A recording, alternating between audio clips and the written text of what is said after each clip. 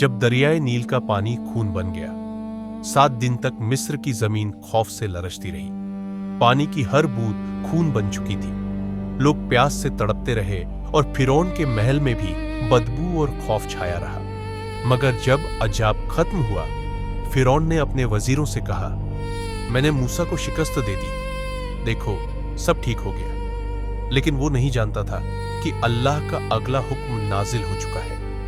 चंद दिन गुजरे और एक रात मिस्र की फजाओं में अजीब सी आवाजें गूंजने लगी। पहले पहल तो लोगों ने समझा कि शायद कोई जानवर है, मगर सुबह हुई तो हर तरफ मेंढक ही मेंढक थे। घरों में, बर्तनों में, खाने में, यहां तक कि फिरौन के महल और तख्त पर भी मेंढक छा गए। लोग सोते तो मेंढक उनके चेहरों पर चढ़ जाते, खाते तो बर्तन में छलांग लगा देते। सिपाही भागते, चीखते, औरतें अपने बच्चों को बचाने लगी।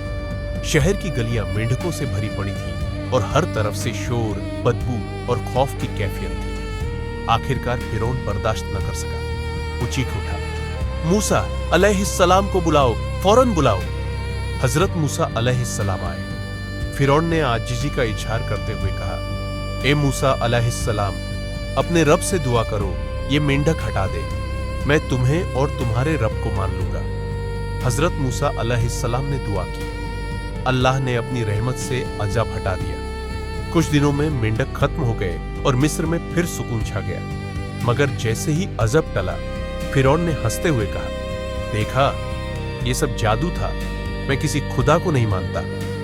वजीर हंसने लगे। महल में फिर वही गुरूर की बातें होने लगी। लेकिन हजरत मूसा अलैहिस्सलाम खामोश रहे, क्योंकि वो जानते थे कि अल्लाह का फैसला हो चुका है।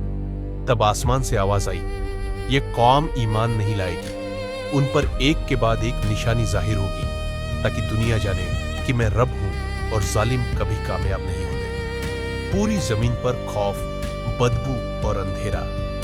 लोग थक चुके थे, मगर फिरौन अब भी गुरूर में डूबा हुआ था। उसके चेहरे पर तकब्बुर की मुस्कुराहट। लेकिन आसमान पर एक नई आफत तैयार हो रही थी, क्योंकि यह कहानी अभी खत्म